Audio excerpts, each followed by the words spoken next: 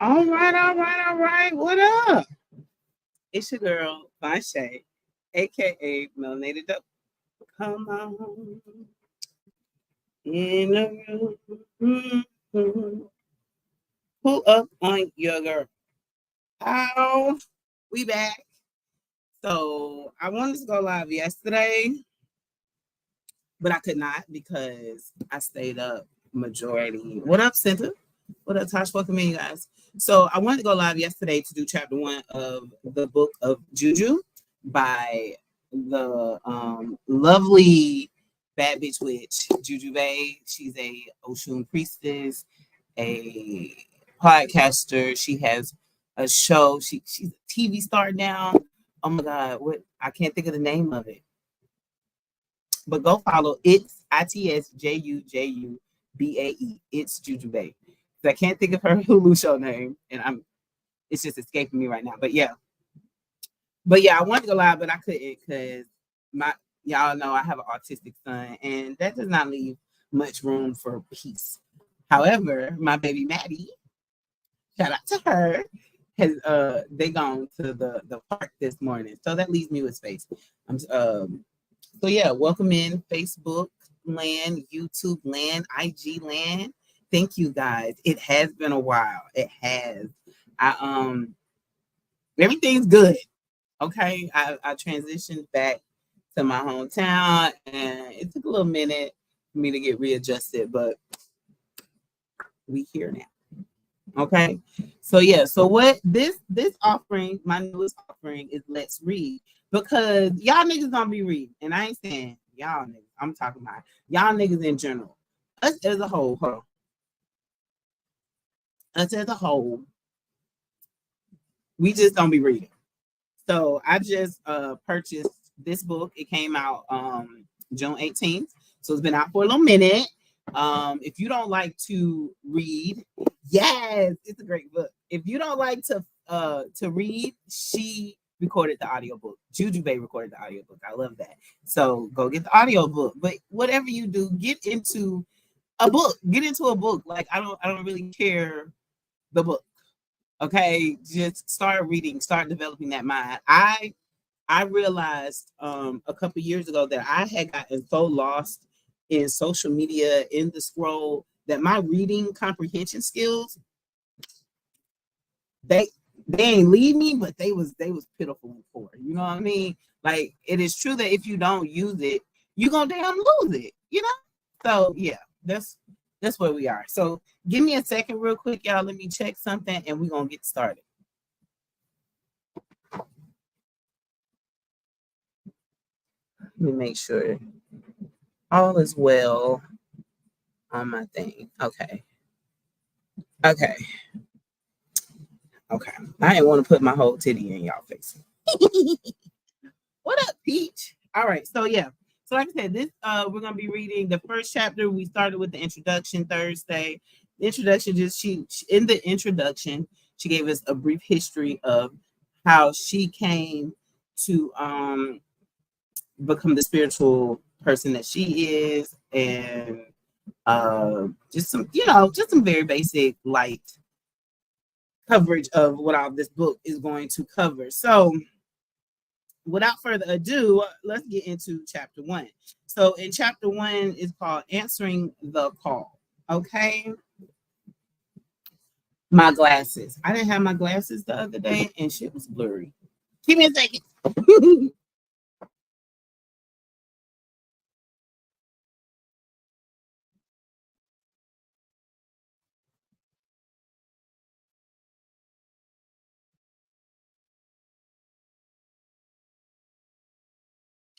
Okay. Y'all see my baby Dolores behind me? Yes, that is my elephant ear, and she is thriving. She is thriving. I got to get her repotted very soon. All right.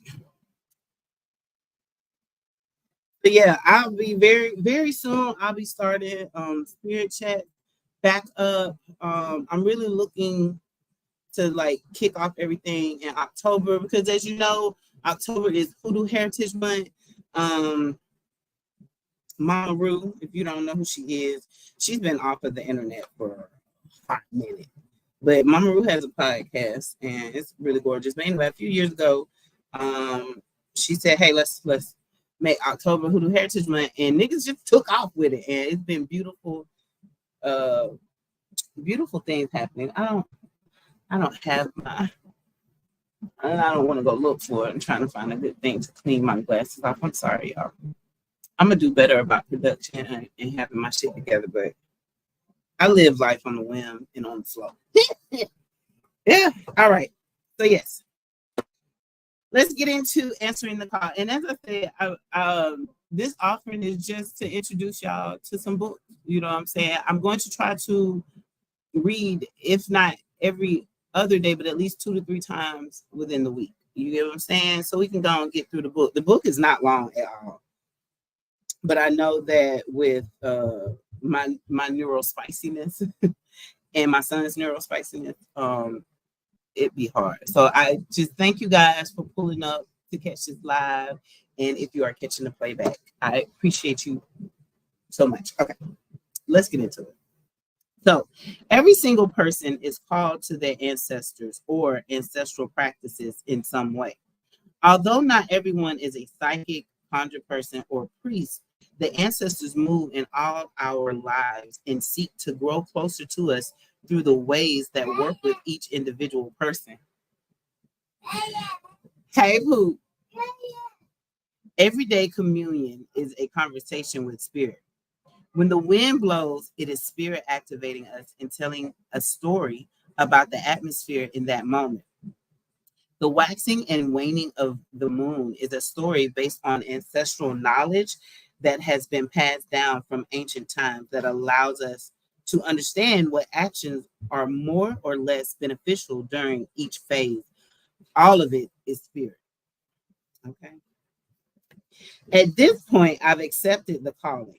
If you're here, I bet that your ancestors have similar kinds of expectations of you. And you seem to have already listened to the calling in some way just by opening a book like this. Congratulations. Listening looks good on y'all. It does. But I had no choice by writing this book.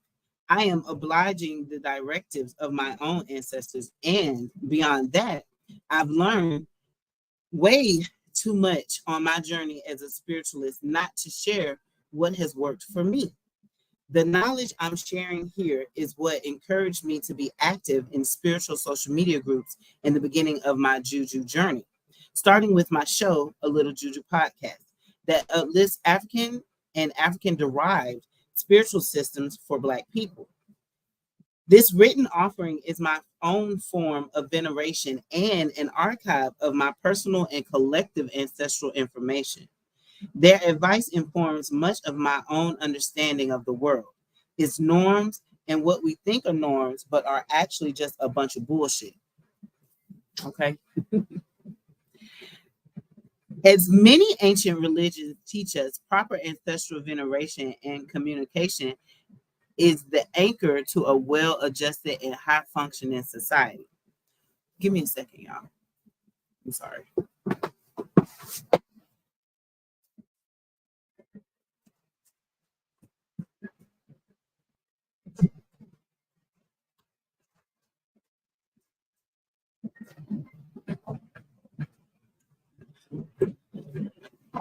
See how bright that light is? That's why I didn't want to cut that one off.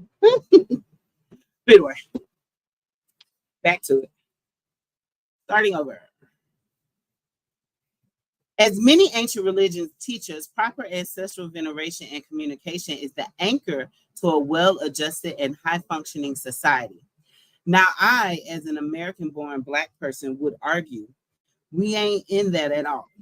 Right. The levels of violence, lack of community, extreme poverty, anti-Blackness, and anti-indigeneity.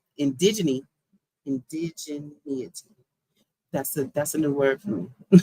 We are currently experiencing as a society anchored in Western culture are indications of severe spiritual deprivation. This is not our fault, as so many of us are still trying to figure our way, both as individuals and as a collective. But we have lost so many of the names of the deities who have historically protected us. We have been shunned from belief systems that encourage us to fight back and instead are told to turn the other cheek.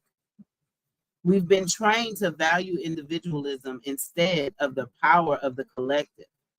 We have been taught that once our people are dead, they are just dead, and we have completely lost the power to connect or hear from them ever again. A lie. We have been taught that our ancient forms of Black ass spirituality, veneration, and medicine making were all bad juju, seeking to destroy our relationship to a one true God who would throw us who would throw us in hell for having these beliefs. Another lie. My lips are so dry. And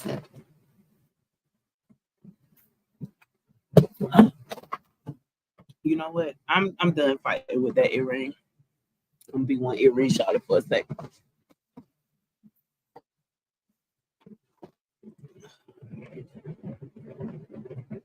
Hey, you guys, thanks for joining in. Rich Rising, Miss T, how are you? Hello.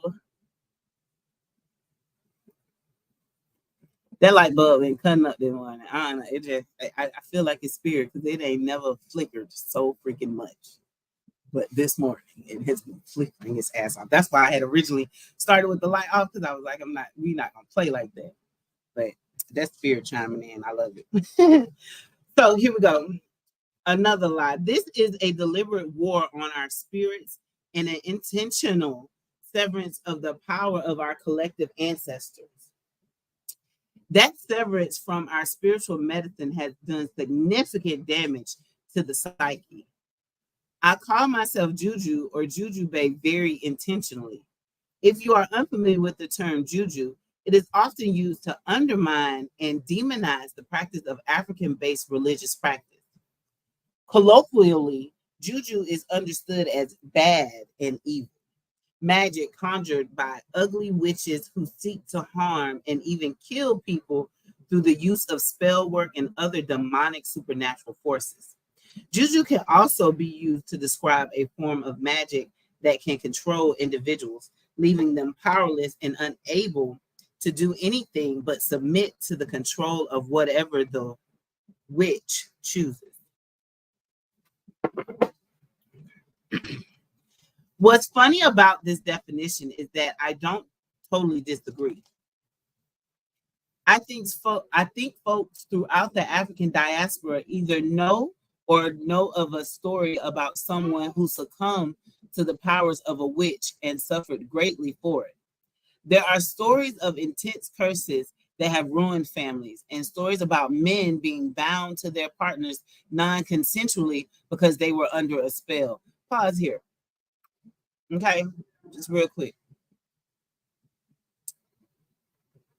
What y'all gotta understand is that a lot of our foremothers, our grandmothers, great grandmothers, great great grandmothers, were dealing with a lot of rolling stones. Okay, they weren't just binding themselves to men just for the hell of it. They were binding themselves to a lot of these men. Some of them, not all of them, but most of them were binding themselves to their man to keep that man at home, to keep that man providing for them. Okay. I just wanted to throw that out there because people be acting like there were reasons behind a lot of the workings that our foremothers did. Okay. I'm gonna get that cleaned off. That looks so bad, but eventually. It be working. I be working, y'all. All right, so all this and more is true. Juju can render harm because Juju is an acknowledgement that each of us has the ability and power to control certain outcomes in our lives. However, the misrepresentation of Juju presents itself through the inaccurate representation that Juju is all bad. Juju is not bad or good, it just is. The Juju itself is actually a neutral force whose use is at the discretion of the practitioner using it, much like any religion. Okay, that part ain't in the book, but they've used Christianity, Muslim, all of them have used in the name of their God ideologies to suppress and oppress a lot of indigenous, black, brown people. Okay, so just want to say that the juju itself is actually okay. Wait. Where am I? Juju is our ancestral medicine, and only through the interruption of colonialism and Abrahamic tradition did we come to see juju as being inherently malevolent and against God. I use the term juju to embrace our ancestral understandings of duality, which we will investigate through this book, and to help make sure that the concept of juju is accurately represented in the media. Hollywood depictions of voodoo and similar traditions have tainted the way Black folks engage with the practices that helped heal their ancestors through harmful stereotypes and a bunch of bullshit lies. I want to situate juju as something that is not only a vision of evil, but one of hope, freedom, healing, and love, because it is. The Bay portion of my name is a nod to the Black American colloquial pet name that's short for baby and can refer to someone you like or love. It's an aspect of being cute, likable, and even fine, sexy, and fun.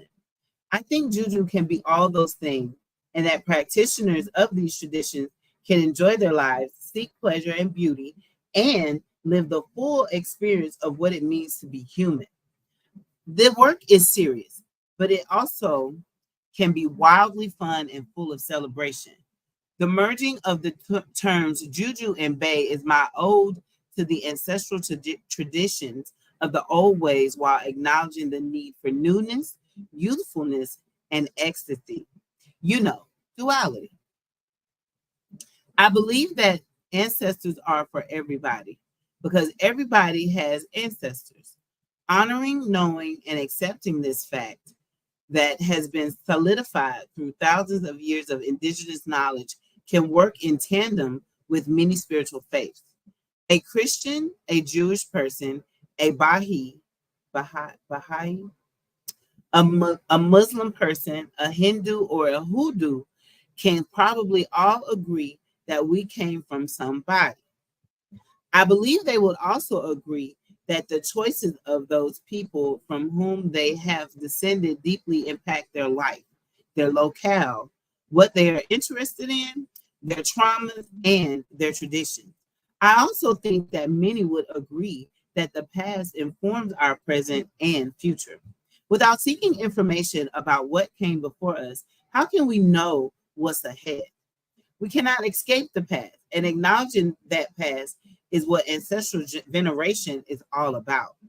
It is why doctors may ask if a particular physical condition runs in the family. It is why people study history. Acknowledgement of life in the past is why we have funerals and other ceremonies that honor the dead.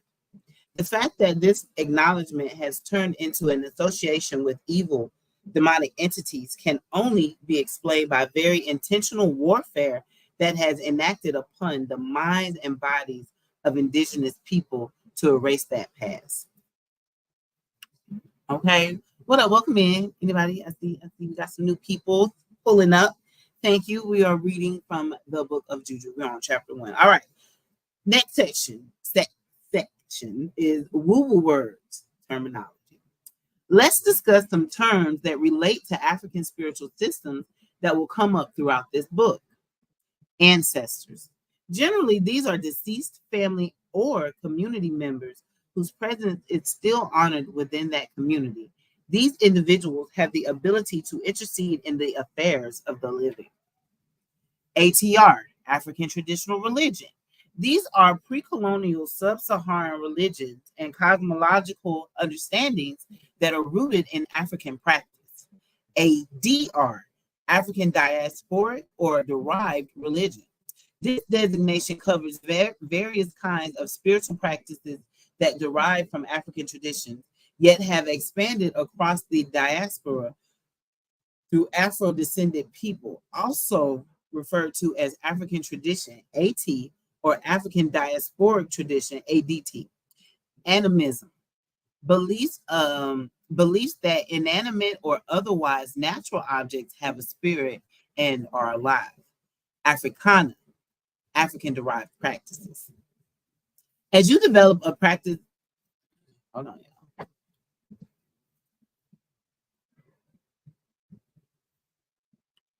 y'all. There we go. As you develop a practice of communing with your ancestors, you'll learn that they may guide you to specific religions, traditions, or ways of life. There are hundreds of practices that believe in the veneration of ancestors, and those may lead you to other religions like Ifa, Vodun, Palo, Candomblé, Akan, Santeria, Hoodoo, Voodoo, and Odinala. Oh, bitch can't say those 10 times fast. Although I am a practitioner of Hoodoo and Ifa, I will not focus too deeply on too many ATRs or ADRs in this book. However, understanding the basis of some of these traditions is important, as they specifically inform my worldview and how I present information. Although all these belief systems are ancestor focused and hold many similarities, they are all very unique. I do not intend to jumble every belief system into one big African religion, as the continent and the diaspora are vast and extremely diverse. The examples provided will instead be used as a reference and guide so that you can commune with your ancestral spirit. If once you feel connected to your ancestors, you are, if you, wait a minute, I'm sorry. If once you feel connected to your ancestors, you are guided down the path of a new specific religion, you will be rooted in the ancestors, which is of extreme importance in all Africana-based practices. As long as you've got them, you're good. Okay? Ancestors first, y'all. Although I no longer identify as a Christian, fully divorcing myself from Christianity is not only virtually impossible for me, but of no interest to me. There are some Christian prayers and Christian Juju that have gotten me where I am today. There are prayers to saints and psalms and proverbs that you can bet I'm going to recite or chant when seeking guidance from my spirit. Some of my ancestors were Christian, so I use the Bible and other Christian objects as tools to better connect with my people. You'll soon learn, if you don't already know, that I never throw out the baby with the bathwater, meaning that if there is helpful information, understanding, or medicine within any situation or religion, I'm absolutely going to take it and make it my own, even if I do not identify with that specific religion personally. If this sounds like you, we can address this in more detail later in the book. We're going to keep going. Chapter 2, my practice, Ifa and the Orisha. I've already mentioned Ifa a few times in this book. It is one of my religions and has given me grounding and healing and has renewed my ministry within the spiritual arts. Ifa has provided the roadmap that I sought and was the worldview that allowed me to get clear on my destiny and commit to it with my entire being. This tradition outlines how I perceive our journeys through life, which informs some of the This tradition outlines how I perceive our journeys through life, which informs some of the content of this book. This ancient religion, although a generally closed practice to those not fully initiated into it, is helpful to know more about regardless, as it outlines the power of natural forces and the inherent interconnectedness of the universe. Ifa is a widely practiced religion among the diaspora and a good access point to the world of ancestral traditions. There is also an aspect of the religion that musical icon Beyonce Knowles introduced me to in 2016 via her visual album Lemonade. So of course we have to talk about it. Okay. Ifa. Ifa's roots extend from coastal West Africa, more specifically of the Yoruba people in Nigeria, Togo, and Benin. As one of, if not the oldest religions still practiced today, Ifa is rooted in ancestral veneration as well as being in harmonious relationships with nature, yourself, your communities, and intermediary deities called the Orisha. One can achieve this harmony through a concept called Iwapele, which describes the necessity of having good or gentle character. There's so much to love about Ifa, but one of the tenets of this practice that I constantly remind myself is the belief that it is your birthright to be joyful, successful, and loved. This right here completely changed the game for me. I've never heard so explicitly that I am worthy of a good life just because I was born. Okay. Because, like many indigenous African traditions, Ifa is communicated to the practitioners as part of an oral history. It is hard to know exactly how old religion is. There is no official Ifa Bible that is written down. Simply, Ifa is a divinatory system that contains the mysteries of life as expressed through the 16 Odu, or principles that govern our existence. These mysteries are uncovered by a skilled practitioner called Babalawo or Iyanifa. Babalawos are men, Iyanifas are the women, okay, who consults with Orunmila, the Orisha of divination, to uncover our individual life paths. And although plenty of practitioners have scribed many of the Odu, its full system of beliefs is not written down in the same way as the Christian Bible.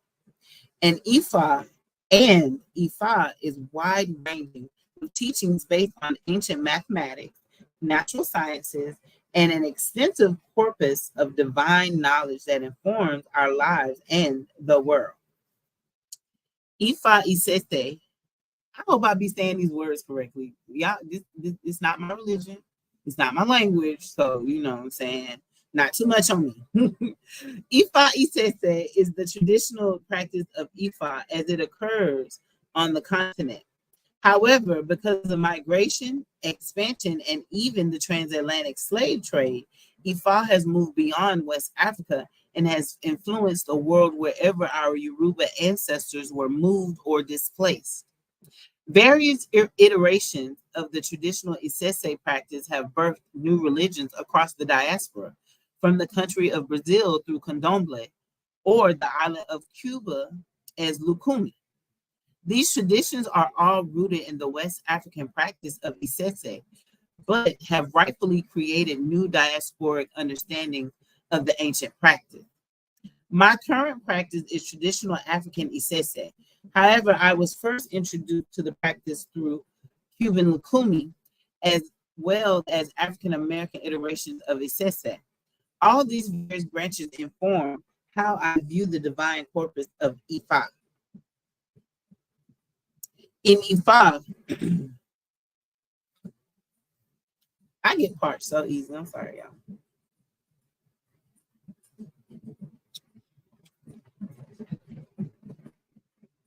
I'm gonna have to pause and go to the bathroom in a minute. All this water I'm drinking. Excuse me. In Ifa, there are some basic understandings, often centered on being in harmonious relationship with the natural world, the spirit world, our communities, and ourselves. The acknowledgement and veneration of ancestors as well as Orisha, intermediary deities, are central aspects of being in the right relationship with the world. Through Ifa, humans can receive information about these mysteries through Orunmila, who is the Orisha of knowledge and wisdom. The way that I like to think of it is that Ifa is like the library of the universe, and Orunmila is the librarian. In order to get information, we must seek out a diviner or someone who understands where the books are. And Orunmila helps us get exactly what we need and checks the books out for us. Through Ifa, through Ifa or Mila gives us insight into our lives. This information allows us to actualize better reality for ourselves and live the lives we are destined to live. There are 16 principles that are used in Ifa divination that can inform the priest how to interpret a message for the client. The following are the laws extracted and interpreted from the fundamentals of the Yoruba religion. I'm sorry. Let me start over. The following are the laws extracted and interpreted from the fundamentals of the Yoruba religion, Orisha worship by Chief Fama. These, in particular, are guiding principles of my spiritual Ile or house. 1. Obey Ifa. Obey Ifa. Oh, Lord. Obey Ifa, guiding laws to live long in good health. 2. Do not say what you do not know. 3. Do not perform anything for which you do not have the basic knowledge. 4. Do not deceive people. 5. Do not claim wisdom that you lack. 6. Be humble and do not relish in ego. 7. Do not be deceitful and engage in treachery. 8. Do not use the sacred feathers of Ifa, Ikudi, for cleaning after using the toilet so as not to break taboos or bring harm to oneself. 9. Do not defecate on the holy palm or ipo so as not to break taboos. 10. Do not run into a burning house as life cannot be replaced. 11. Have respect for the disabled and less fortunate. 12. Have respect for the elder ones in order to not stop blessings from arriving. 13. Do not take the partner of an Agbani member to disrupt the law of Onile. 14. Do not take the partner of a friend, for this shall betray the friendship. 15. Do not discuss secrets behind the back of others, as it is not your place. 16. Have respect for all women, especially the wives of a Babalawo. Okay. These laws help humans to make sense of a quite confusing world. It is amazing how our ancestors learned and listened from hundreds of years in order to pass down divine wisdom that we can access today.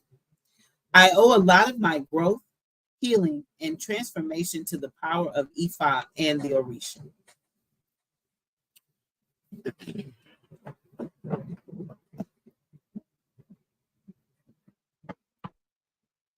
Orisha. And Orisha is I'm trying not to cover my face because I feel like you can't hear me when I'm okay.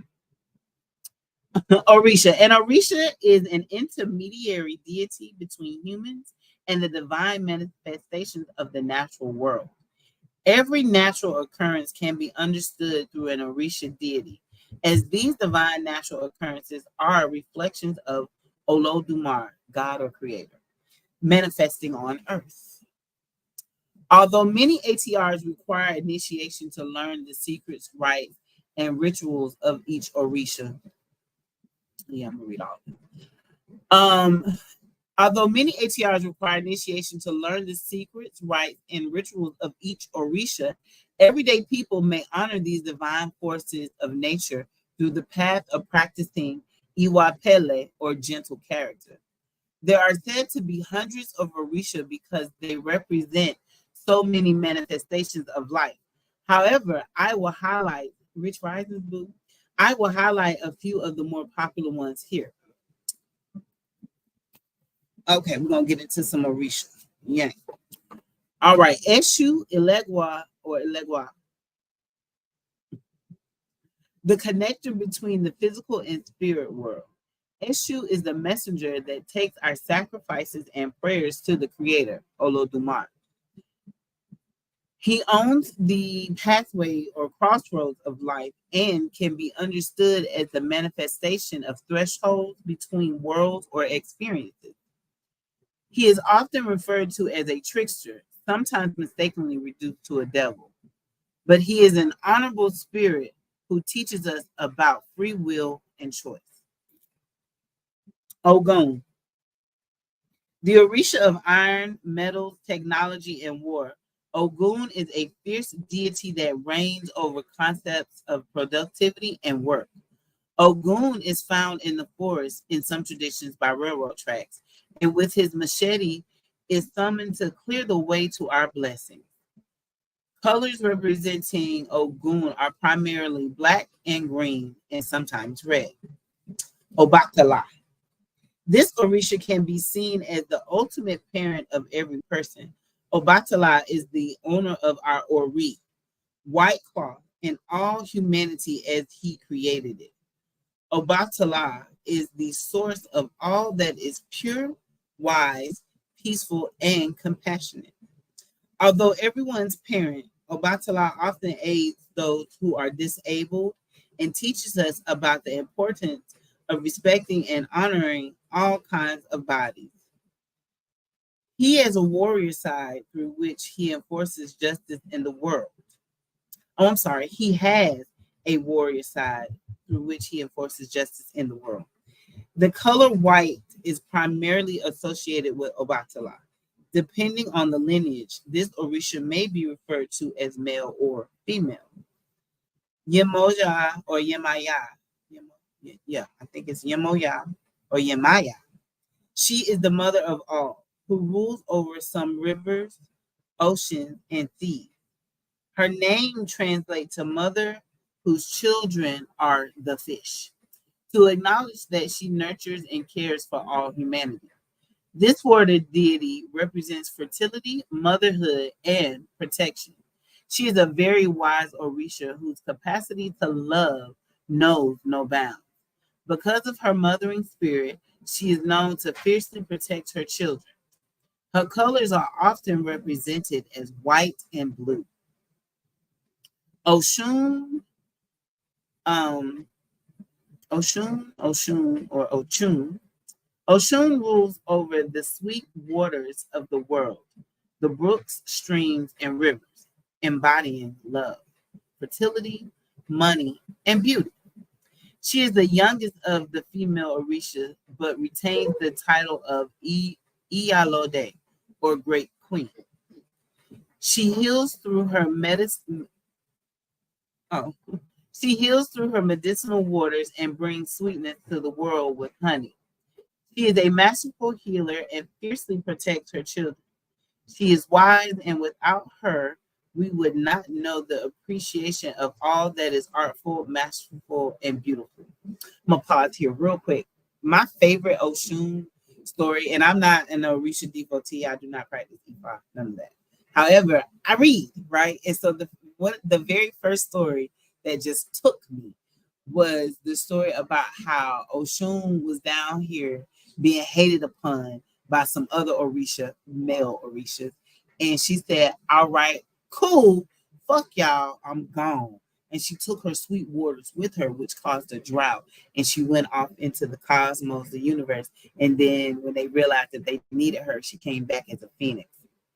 I'm paraphrasing. Go look that up. But it is a great story. It's just a great story. But anyway. All right. Next Orisha we have is Oya.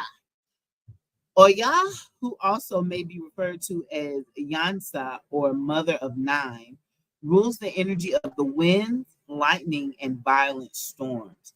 Oya is traditionally understood as a river deity or force of change and death, a force of change and death. Her number is 9, and in traditional Isese is a cunning businesswoman who owns the marketplace. Oya is also the gatekeeper of the cemetery and presides over the dead, or Egungun. Shango, Jakuta, or Chango. Genealogically, Shango was the third Alafin, or king, of the Oyo kingdom before he was deified into an Orisha after his death. He is one of the most popular Orishas and is known as a very strong warrior and leader. Shango is also a charismatic Orisha who enjoys dancing, drumming, women, and many of life's pleasures. He rules energies of thunder, lightning, and fire across various sects, sects of Orisha veneration. His color is traditionally red or red and white across the diaspora. Orunmila. The name Orunmila means heaven knows our salvation. It is said that when humanity was created, Orunmila was there to bear witness and thus knows the mysteries of all humanity. Orunmila is the physical representation of the Ifa oracle and therefore serves as a counselor to humans and the interpreter of Oludumar's, the ultimate creator's, wisdom. He is the deity of knowledge and divination. All right. Ori. Each one of us has our own personal Orisha called Ori. The Orisha is guaranteed to support each of us because in the Yoruba belief system, we chose it. It is said that at the beginning of our lives, we picked out our destiny. Some of us picked too fast. Some of us deeply considered and weighed all of our options. And maybe some of us played rock, paper, scissors. Pause. I believe I'm the first. I think I picked mine a little fast. You know what I'm saying? Because even in life, I see that like I'm always like very that way. Yeah, let's go. And I don't sit and contemplate. So I feel like that's how I was in spiritual realm. And I was like, oh, I'm gonna be a healer. Let me go do that. Not knowing the full spectrum of being a healer. Okay. I digress. Praise. As humans, we carry many paths and many possibilities. Our destinies are malleable, so they may shift and change depending on the natural course of our lives. For example, through divination, your Ori may communicate through the diviner that you will be rich and famous. In this case, the diviner may say that your destiny is to be seen and valued for your views and thoughts in a public platform. This may lead you to this may lead to you noticing throughout your life that you have the propensity to attract large crowds and command a room with your energy and overall vibe. This makes sense as you have a destiny of being rich and famous, but it doesn't necessarily mean that you will reach the point of being known and loved across the world because life happens.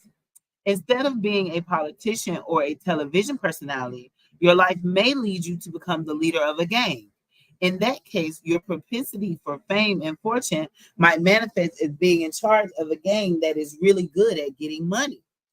As a result, you might have more money than you ever dreamed of because of the financial success of the gang, and you might be well respected among its members. In this way, your destiny has been realized. Even if your gang eventually gets busted by the feds and your riches evaporate in the face of in prison charges, your Ori can manifest in myriad of ways depending upon your action.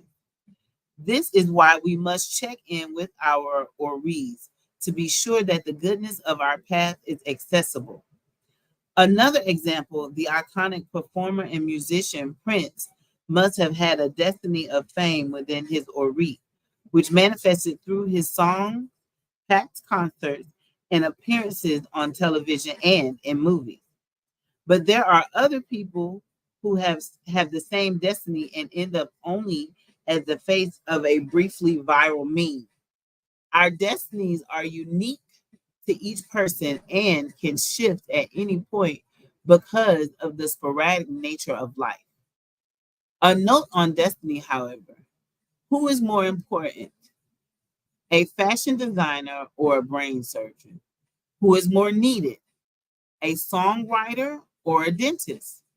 What role is most necessary, a lifeguard, or a fisherman. Those of us who live in colonized land know that we may automatically place more value on certain roles than others. However, by understanding the role of destiny in Ifa, we can let go of the notion that ways to have an experience that are more valuable than others. Pause. My child and baby Maddie are back. Give me a second to open this door.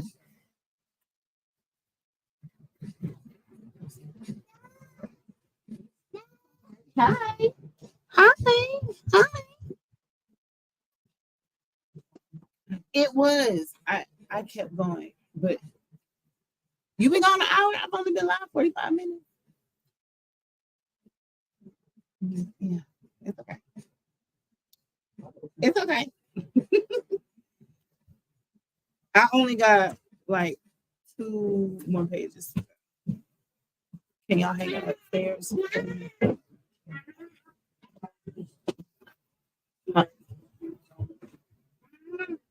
Okay. Okay. I should have paused this, but we ain't said nothing. Oh, you bought one of those? It's so cute. All right. Sorry for the interruption, you guys. Let's finish out this second chapter.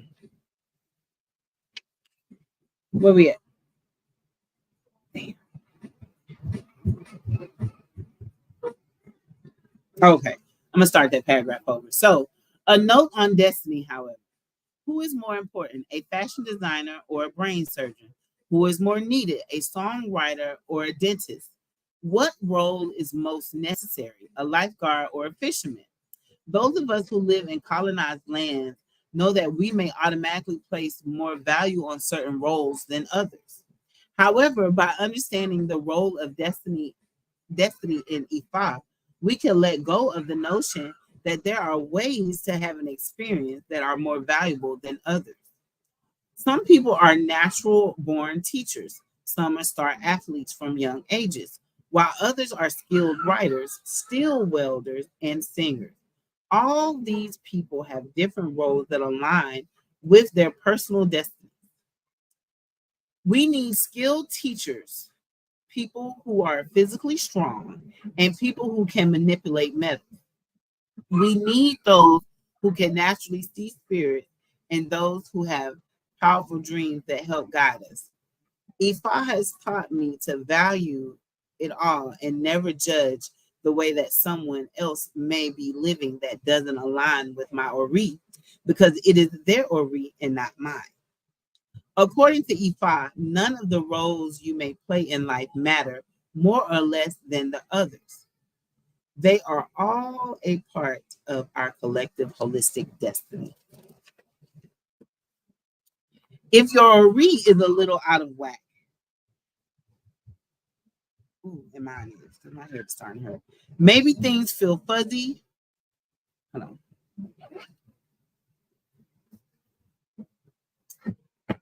If your Ori is a little out of whack, maybe things feel fuzzy.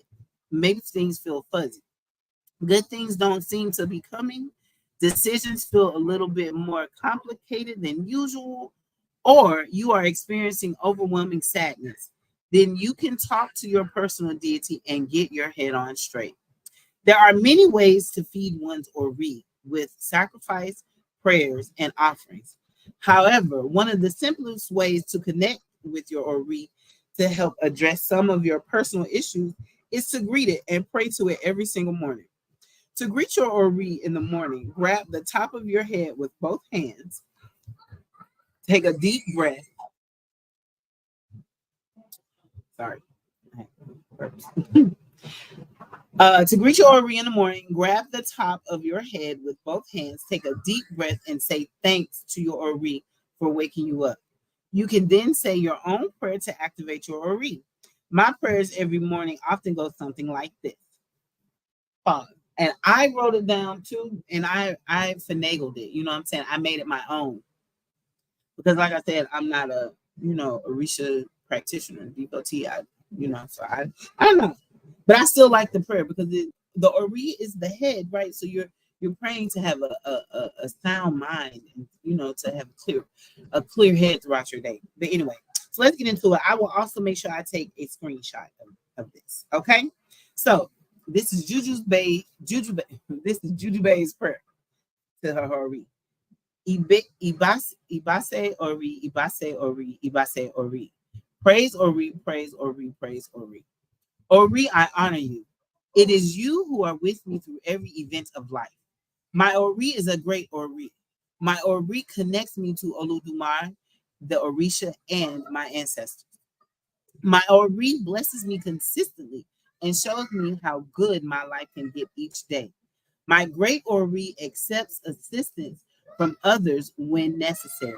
My great Ori keeps me away from danger. My Ori grants me peace and clarity and does not confuse me. Ori, please never turn your back on me. Ori, comfort me in my times of sadness and celebrate with me during my times of joy. I embrace my Ori, and my Ori embraces me. Ashe. Okay. It's a beautiful. Feel free to use this prayer or one of your own words that speaks life into your head, your mind, and to yourself. I promise it feels good because effectively you are saying thanks and praying to you. Sometimes, big man, chill. I ain't got but one paragraph left, okay? Sometimes life gets so difficult that we forget that we have medicine and magic in our own bodies. Remember your Ori, your deity, your God self resides in your own head. Activate that power and trust that your Ori hears you and is already working on it. You can feed your Ori cool water by tracing a line of water from the front of your head to the nape of your neck to bring coolness to your mind when you get overwhelmed or before. Okay, that's the end of the chapter. At the end of the chapters, she has a lot of little activities, but this is like journal prompts. Okay, so let's read that. As you connect with your Ori, how does it feel to pray to your Ori? Have you noticed any shifts within yourself or your surroundings, even if seemingly small? Remember to get specific in your Ori requests and thank, validate, and affirm your Ori. All right, so we just read chapters 1 and 2. That was beautiful. Getting some good background as we are going to be going through this book. Like I said, I haven't read the whole book because I just been kind of like bibliomancing, which is just flipping through a book and picking a page. Look, I went to the coin divination activity. I can't wait to get to that. But anyway, we gonna keep it. I'm about to get off, right? But I will be back probably tomorrow. I'm pretty sure I can get some space tomorrow. Y'all know how it go. We go with the flow. The next chapter, chapter 3, is my practice hoodoo. So she gives the background of her hoodoo practice and then how I met my ancestors. So I think tomorrow, we're gonna read chapters 3 and 4 tomorrow. Tomorrow. All right. I love y'all. Thank you guys so much for pulling up, for catching the line, and those who will catch the play back. I had to go get my day started. I love y'all. And I'll see y'all later. Peace. Bye, you guys. You did so good, big man.